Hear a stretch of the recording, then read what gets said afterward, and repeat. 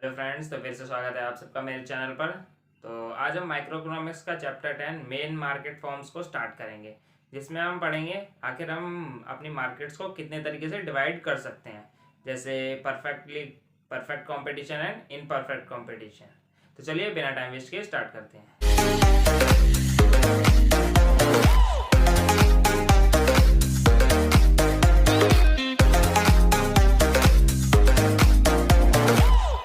तो मार्केट की डेफिनेशन से हम स्टार्ट करते हैं। इन जनरल अगर हम बात करें तो मार्केट क्या है? जहाँ पे हमारे बायर्स एंड सेलर्स इंटरैक्ट करते हैं किसी भी गुड्स के लिए। जैसे हम कहीं पे भी बाजार में जाते हैं, कोई भी गुड्स खरीदते हैं, तो वो क्या है? इंटरैक्शन ही है। ठीक है, तो डेफिनेशन देखते हैं। It refers to the whole region where buyers and sellers of a commodity are in contact with each other to affect purchase and sale of a commodity। अब देखो यहाँ पे क्या है? whole region है। ठीक है, ये पर्टिकुलर एरिया से एरिया नहीं है। ठीक है, जहां पे भी हमारे बायर्स एंड सेलर्स इंटरेक्ट करते हैं वो हमारी मार्केट होती है। बायर्स एंड सेलर्स अब वो इंटरेक्ट करेंगे, ऐसा तो नहीं है वो हमेशा आमने सामने आके करेंगे। हमारा ऑनलाइन भी तो होता है बिजनेस, तो क्या उसमें हमारे बायर्स एंड सेलर्स आमने सामने आते हैं? हमेशा नहीं, ऑनलाइन ट्रेड भी होता है। और सेकंड है हमारा कमोडिटी में डील करते हैं किसी भी कमोडिटी के लिए। एंड एक और आता है हमारा कंपटीशन, जो मार्केट में हमारा है फर्म्स के बीच में या सेलर्स के बीच में कंपटीशन रहता है। ठीक है, तब हमारी मार्केट बनती है। ठीक है, तो उसके बाद देख लेते हैं basis of classifying market structures. Market को कैसे कैसे कौन से बेसिस पे डिवाइड किया जा सकता है। सबसे पहले आता है हमारा number of buyer and sellers. अब देखो, अगर हमारी मार्केट में number of buyers and sellers काफी ज्यादा है तो कंपटीशन रहेगा। ठीक है, तो प्राइस क्या रहेंगे? ज्यादातर सेम रहेंगे या कम चेंज होंगे। अगर number of buyers and sellers या कम है तो प्राइस में ज्यादा डिफरेंस आता रहेगा। ठीक है, price time to time change होते रहेंगे। Nature of the commodity. अब जो हमारे सेलर्स हैं वो जिस कमोडिटी को प्रोड्यूस कर रहे हैं, सारे सेलर्स अगर होमोजीनियस प्रोडक्ट सेल कर रहे हैं तो क्या होगा? वो प्राइस डिफरेंट चार्ज नहीं कर पाएंगे। क्यों? क्योंकि अगर चार बंदे एक ही प्रोडक्ट दे रहे हैं तो वो एक्स्ट्रा चार्ज कैसे कर लेंगे भाई? अगर वो हेट्रोजीनियस पे डील कर रहे हैं, मान लीजिए चार फर्म है, चारों फर्म अलग अलग प्रोडक्ट डील कर रही हैं, तो वो अपने हिसाब से प्राइस चार्ज करेंगी ना, जो उनके फैक्टर्स लगे। ऐसा तो नहीं है वो भी सेम प्राइस चार्ज करेंगी, नहीं, क्योंकि वो डिफरेंट गुड्स पे डील कर रही हैं। Freedom of movement of firm.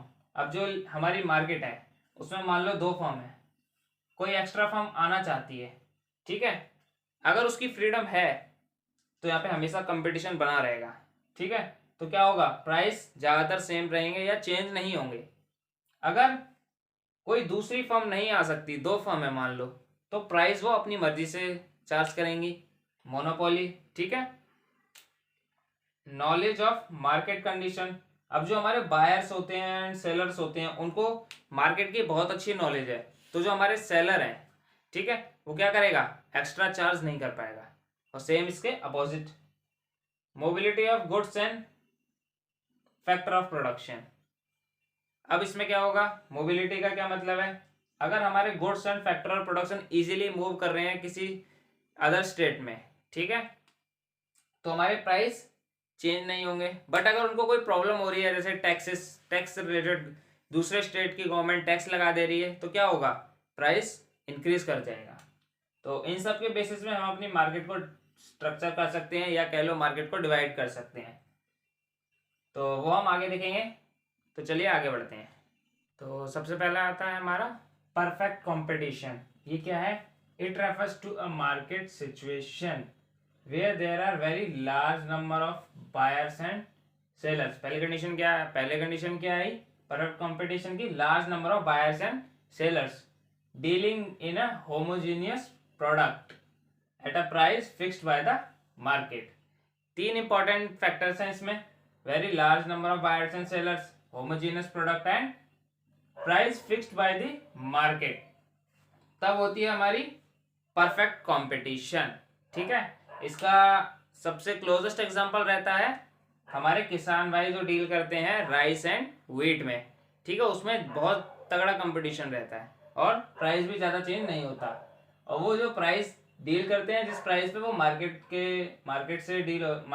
द्वारा फिक्स किया जाता है। ठीक है, उसके फीचर्स देख लेते हैं। Very large number of sellers and buyers. ठीक है, ये तो इसका हमें डेफिनेशन से ही पता चल गया कि इसमें large number of buyers and sellers रहेंगे। इसकी इम्प्लीकेशन क्या रहेगी? अब जैसे देखो, मार्केट में हमारी large number of buyers and sellers हैं, तो जो सप्लाई है, जिस प्राइस पे ये लोग सप्लाई कर रहे हैं, हमारे कौन है? सप्लायर्स। ठीक है, तो क्या रहेगा उसमें? प्राइस जो है हर एक फर्म का बहुत कम कंट्रीब्यूशन है प्राइस में, तो जो प्राइस को वो कोई सिंगल फर्म चेंज नहीं कर सकती। अगर कोई सिंगल फर्म चेंज करना चाहे तो नहीं कर पाएगी। क्यों? क्योंकि वो मार्केट से प्राइस अडॉप्ट कर रही है। ठीक है, वो प्राइस टेकर है।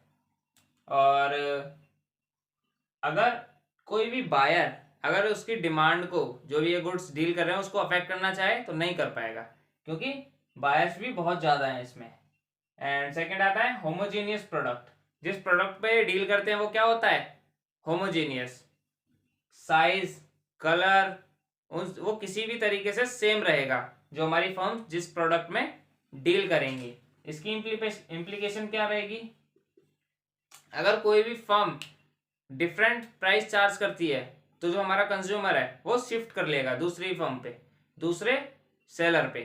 ठीक है, क्योंकि वो तो हमेशा, अगर प्रोडक्ट सेम है तो वो सिर्फ वही प्राइस पे करना चाहेगा जो मार्केट में चल रहा है। ऐसा तो नहीं वो एक्स्ट्रा पे करने को तैयार हो जाएगा। ये हो गया हमारा homogeneous product. Freedom of entry and exit. Freedom of entry and exit रहती है। इसकी इम्प्लीकेशन क्या रहेगी? मान लो हमारी जो फर्म्स हैं नॉर्मल प्रॉफिट अर्न कर रही है तो कोई फर्म नहीं आना चाहेगी। अगर मान लो एबनॉर्मल प्रॉफिट अर्न करने लगी हमारी फर्म, मतलब ज़्यादा प्रॉफिट अर्न करने लगी, तो दूसरा बंदा सोचेगा हाँ भाई इधर तो बहुत प्रॉफिट हो रहा है, तो वो भी मार्केट में आ जाएगा। ठीक है, वो भी मार्केट में कूद पड़ेगा। तो जो हमारा एबनॉर्मल प्रॉफिट है वो वापस क्या हो जाएगा? Normal profit.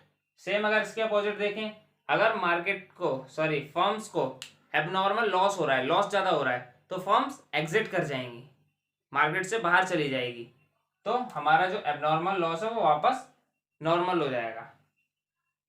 फिर आता है perfect knowledge among buyers and sellers.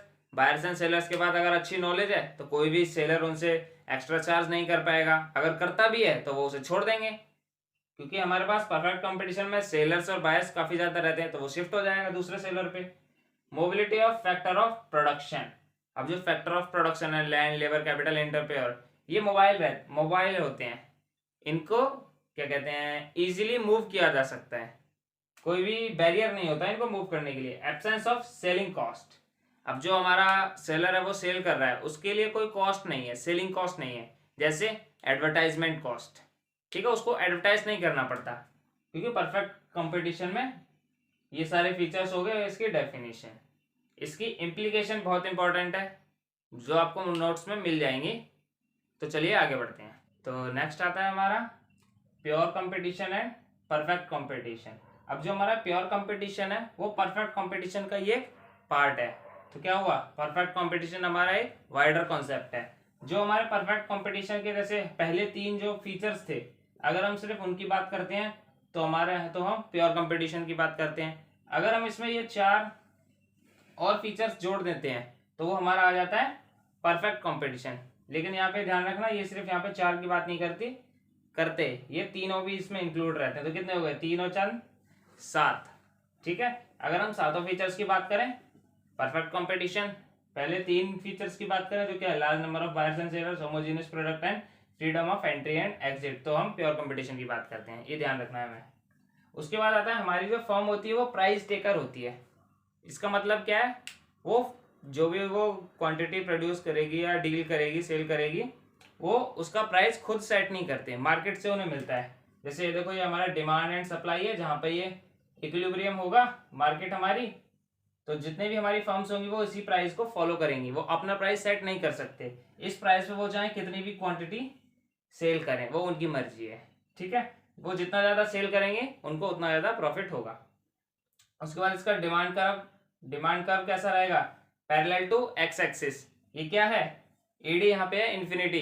कौन सा कंडीशन है? Perfectly elastic. ठीक है, तो चलिए आगे बढ़ते हैं। तो फ्रेंड्स, हमारा वीडियो यहीं पे खत्म होता है। नेक्स्ट वीडियो में हम इस टॉपिक को कंटिन्यू करेंगे जिसमें हम पढ़ेंगे इम्परफेक्ट कंपटीशन के बारे में।